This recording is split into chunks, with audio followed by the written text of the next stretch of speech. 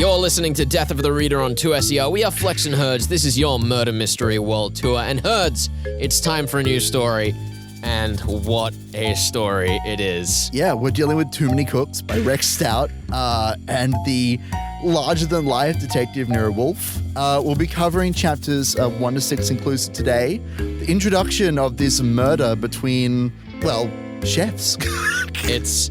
The premise of this novel is that 15 of the best chefs in the world get together in a country house. It's supposed to be 15. Some of them have died. Yeah. The best chefs in the world, however many, get together in a country house. One of them gets murdered, and everybody knows who it isn't. Yeah. It's not the ones who have died, and it's not Wolfe because he's not a chef. He's a guest speaker. It's so absurd. The premise is ridiculous, but the number one thing that this book has, pun intended, is flavor. This is true. This is entirely accurate. It is an absolute joy to read through. The cadence with which the characters speak in this book, the amount of time that we spend talking about trains and food and more food is phenomenal. We spend the first 4 chapters or so just talking about how lovely it is to be at the Kanawha Spa, just eating food together and cooking, and how wonderful that is. It's ridiculous. I've never read a murder mystery book that spent so much time self-indulgently discussing its subject matter. And not to mention, the paragon of character in this story that is Archie Goodwin, our perspective, our Watson, our hero. Let's be clear here. Nero Wolfe is our detective, but Archie, he subscribes to a very specific notion in this novel. He supplies us with an important role, and that is literally the legs of our detective. The gimmick that we have is that Nero Wolfe is this large, lazy, indulgent, much as the book is, man, and he's an intelligent, he's an incredibly competent detective, but he hates going places. He hates walking. He loves to send Archie out on errands. There's one part in particular where he has to call the sheriff, Mr. Tolman, to his room, and he just sends Archie out. He says, I don't know how you're going to convince him, but you got to do it. There is no other way that this book would progress without Archie's help. And just the way that he presents everything with so much character. Like, we've just come from S.S. Van Dyne, who influenced Rex Stout a lot in terms of the style and setting and structures of his story. But the one thing that Rex Stout did not inherit was the blank slate, faceless characters. Everyone here is vibrant, and everyone here is subject to the extremely subjective opinions of Archie Goodwin. And it's amazing. Everyone ends up with nicknames. Everyone ends up with epithets. I love it. I love it. It's beautiful. I really love the dynamic that these two characters have and watching them trying to solve this mystery together. And one thing that really does stand out to me as we're comparing this to Van Dyne's work, we're often told about how, particularly Markham and Philo Vance, they have this like friendly yet they don't like each other kind of relationship. I really felt that in this novel.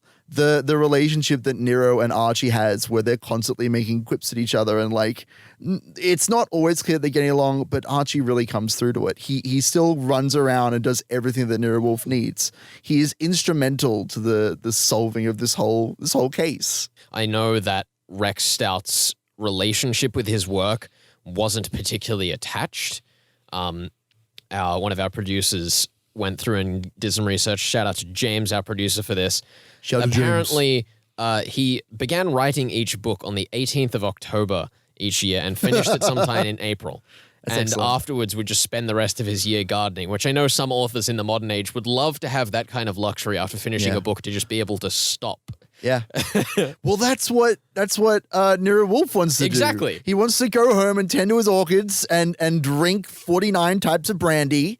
And that's what he does. That's what he wants to do. But he's been caught up in this awful murder case that is quite the bother. Yeah.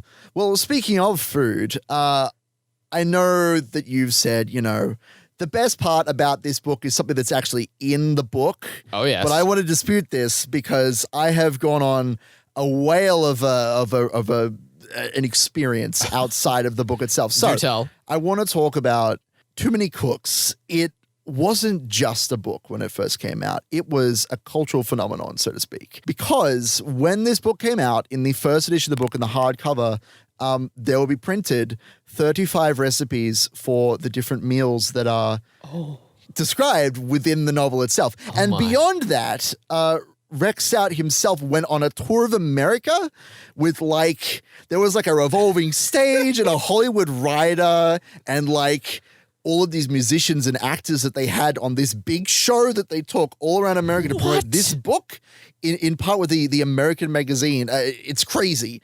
And yeah, so you can actually find the recipes online. So I knew that this book came with recipes. I did not know about this tour. Yes. That is amazing. It's the Cook's Tour, I believe. Put book tours these days to shame. Yeah, dude.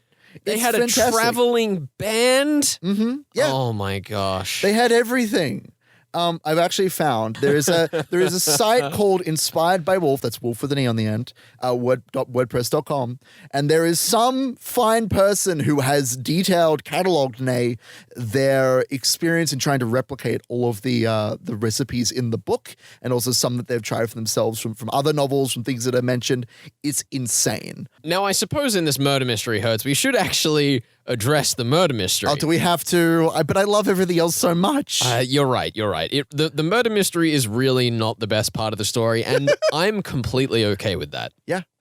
It's it's not necessarily straightforward, but we're presented with these 15 or less cooks.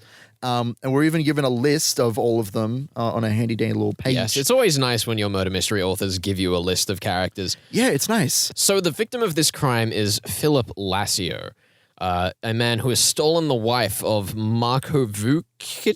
Vukic? Yes. It's a French word. Just like Archie Goodwin and Rex Stout themselves say in the foreword of this novel, we don't know how to speak French. Yes, but basically what happens is there is a taste test competition to see which of the 15 master chefs can tell what ingredient is missing from a certain sauce, and each of them goes in one after the other to try and taste test it. All of these having been prepared by Philip Lassio. And after the taste test, Nero Wolfe is the last to walk in. And what does he find? A corpse. A corpse. Philip Lassio with a knife in his back. There's a fantastic moment there where Nero Wolfe comes back out of the kitchen and says, Archie, could you come join me? And they walk in and Archie's like, oh boy, I get to taste the food. And then Nero's like, is that man dead? He's like, yeah, I guess we should probably do something about that. It's so good. A pleasant holiday, I tell you, Archie. But no matter, is he dead? Dead as a sausage. Oh, I see. Archie, we have never been guilty of obstructing justice. That's a legal term, let them have it. But this is not our affair. At least for the present. What do you remember about our trip down here? I think I remember we came on a train. That's about as far as I could go. He nodded. Call Mr. Savan. He never explicitly mentions how disappointed he is, and some of the one-liners that he delivers in the moment are fantastic, but you can just slowly see his disappointment grow as the scene goes on, and I love it. Yeah, it's beautiful. Yeah, so we're presented with this death of one Philip Lassio somewhere in the midst of these 10 cooks. The last person who says they've seen him is Berian. So maybe there's some lies happening there. I don't know. That's not up to me to find out. I already know what's going on. We'll speak about theories more coming up in the final part of the show today. But the one thing I think that you should know going forwards is that everyone thought that Philip Lassio was going to die. It's true. Everyone was threatening to kill him, but no one was really taking the threat seriously. Including his wife. His wife came in and was like, somebody tried to poison my husband. And Nero was like, well, I'm sorry, but I can't help with that because I'm not a bodyguard. I'm not a food tester. I'm not able to help you. I only saw people after they're dead. It's great. There is, as we've said, so much character in this. Oh, I love him. But I do think that this is a very different take to any other murder mystery that we've covered on the show thus far, where normally we get the murder as a surprise, or we get the murder straight in the introduction. Here, we get 2 chapters of, this person is going to die. This person is going to die. And then they die. And nobody is surprised. And no one is surprised. No one could be surprised. It's such an excellent change of pace from the murder mystery norm. And it's not to say that there aren't other stories out there that have done this differently, but I think that the way that this story approaches it is incredibly unique and, again, very flavorful.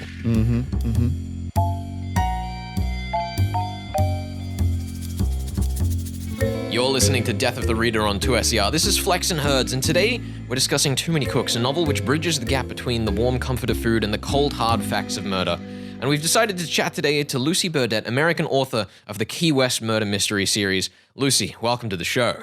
Thank you for having me. So, Lucy, people tend to associate food with the cozy feeling of sitting down next to a nice meal among friends, and murders with the grisly world of crime. What motivated you to marry those two concepts in your own writing? Well, I can't say that I came up with the idea because there have been murder mysteries involving food writers and cooks for a while.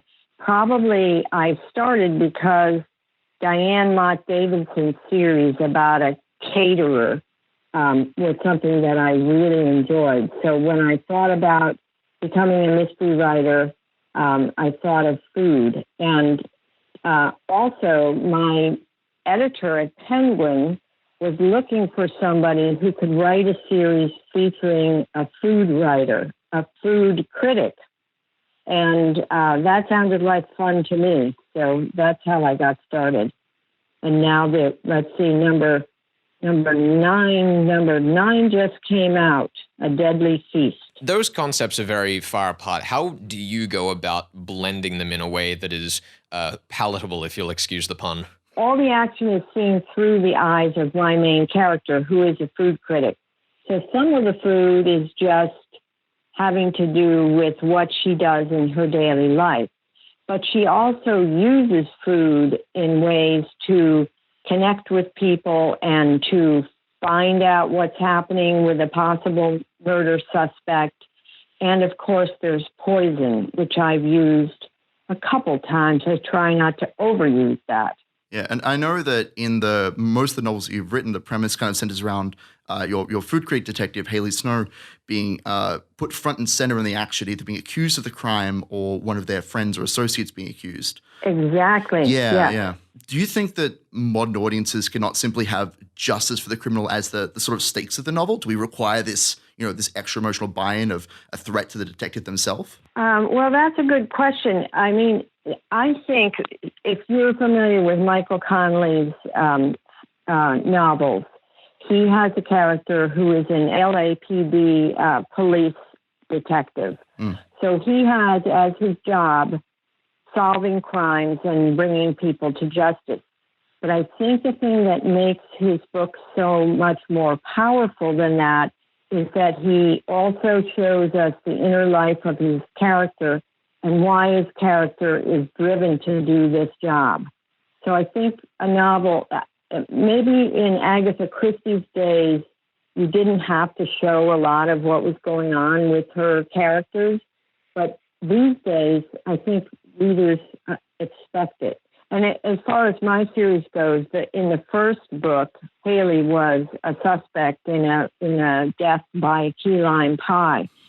But you can't have her be accused of a murder in every book. It's just, I mean, the things are not that realistic anyway, but that is really unrealistic. Yeah. So then it becomes a question of figuring out which one of her friends or relatives might be in some trouble so that she is compelled to look into the mystery. Because if it was me and there was a murder, I would run the other way. I would not do what she does. So you have to have some kind of reasonable thinking behind that. Yeah, I can definitely see that you've written Haley Snow and her situation very much as a regular person would approach it. And as we know, she's a food critic, thrust into unexpected situations, having to solve a murder. In Too Many Cooks, a novel that we're talking about this week, Detective Nero always has his trusty Archie by his side to alleviate the pressure of his work. How does Haley cope with the pressure of solving a murder mystery, every other week? Well, she has a roommate who's probably my most popular character. She's an 80-year-old woman, and they live on a houseboat. And she really keeps her grounded. She, keeps her laughing and is a very sensible person who gives her good advice. So that's one thing. She also has a friend. I don't know how much you know about Key West, but it's a very quirky place with all kinds of oddball characters rattling around. And one of the people I've become friends with is a tarot card reader. So he has become a character in the book. So if she is upset about something, I was a clinical psychologist before I started writing. Rather than go to therapy, which is what I suggested to her, she will go and talk to the tarot card reader. And she cooks and she feeds people. That's a great pleasure for her. Well, I think that's a very kind of realistic take on an amateur detective essentially being forced to solve these murders. You have to find some way to deal with it. And a tarot card reader, even though that may not be to everyone's taste, it's how many people deal with these sorts of situations. It's a very realistic kind of take on it, I think. Yeah. It's realistic for Key West. You wouldn't see them so much in the rest of the world, but this guy in real life is a very smart person who has a way of seeing beyond the surface. Yeah.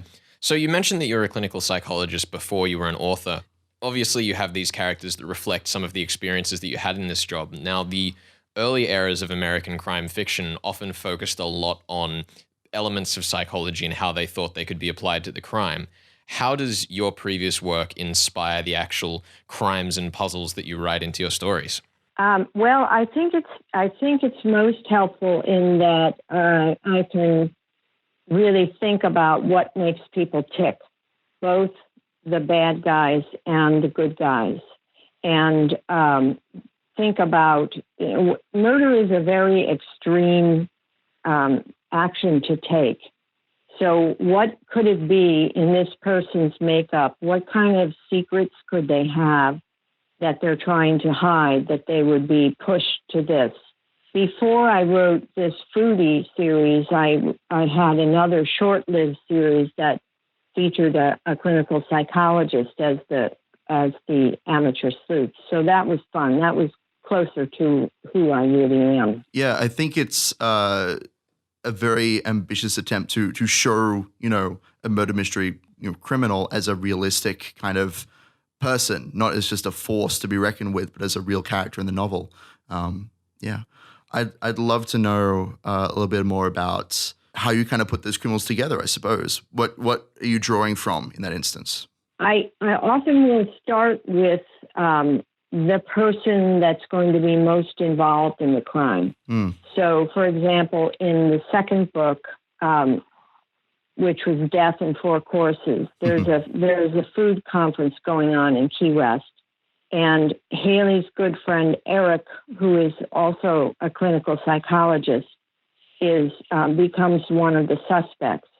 So she starts to try to even explore his background and see, is there some reason why he's covering up what he was doing at the place where the man was murdered, because she doesn't believe he was murdered. And then also, as she goes around listening to the talks about food and food writing that are happening in this conference, she is thinking about what is motivating these people.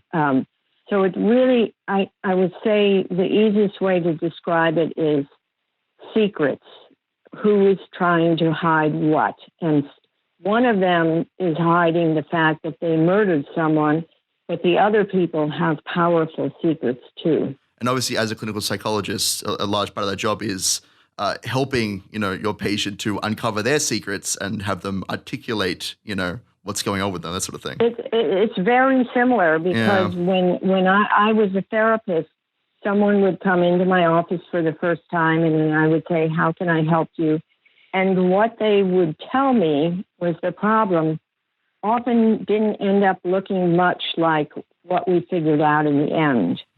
But maybe they were hiding that from themselves, which a character also could do, or they were didn't think it was relevant, or they were too embarrassed to talk about it. But it's all those kinds of questions that I used as a psychologist that I can use in this writing too. Yeah, there's a lot of interesting parallels to the way that suspects and culprits are laid out in crime fiction. Well, Lucy, thank you so much for joining us on Death of the Reader. We really look forward to maybe later on down our Murder Mystery World Tour getting the chance to cover some of your Key West novels. And I'm going to have to read that Rex Stout novel now. I'm a little ashamed that I haven't read it. That's all right. Too many cooks. There's still 2 weeks left of the show. Plenty of time. Excellent. You're listening to Death of the Reader. This is Flex and Herds with Lucy Burdette, author of the Key West novels, and we'll be back with Rex Stout's Too Many Cooks in just a second.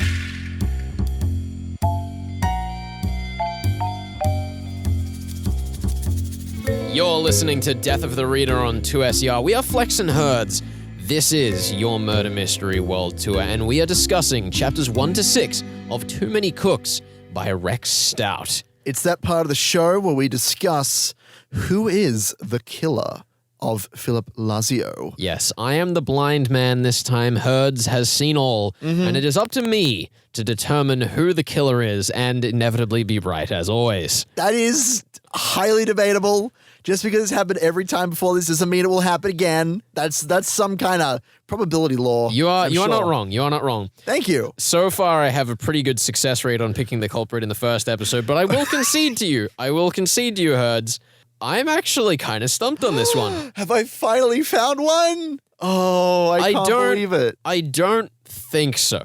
How you feeling? I think that the key to this murder mystery, as the story kind of goes on to show you itself, is where everyone was in the dining room at the time that the murder took place. It's very interesting that the whole of chapter 3 is the murder. Now, the thing that we do know, and this is what I'm going to lean and rest on, is that Dina Lazio did at one point go into the kitchen, and then Dina Lazio is the only person when we have left the kitchen that has a character moment that doesn't make sense. And that is my whole theory. Are you telling me that the whole theory right now? Are you telling me that she killed her husband? We're given the description of Dina turning on the radio and going to dance with Vukic, so she could not have been in the room at least immediately before he went in because she was dancing with him. So unless the murder occurred quite a bit before Burin went in, there's not really a lot of space there to work with. Yeah, there really isn't. And that's why I'm a little stumped by this one. I do not think that it is impossible to solve within the period of chapters that we have selected. However, the amount of evidence on which I could call it a solid theory is flimsy at best. Can I be very clear here? I have given you half of the book. Yeah. If Murder Mystery Worth Its Salt should have enough clues in the first half of the book to solve its murder. I absolutely agree. I just don't think that this is a murder mystery that will give you a solid bit of evidence. I do think that the evidence is there, and that's why I'm still pinning it on Dina Lazio. All right? But let's be clear here. Rex Stout himself was an author who was not interested in the fair play of the genre.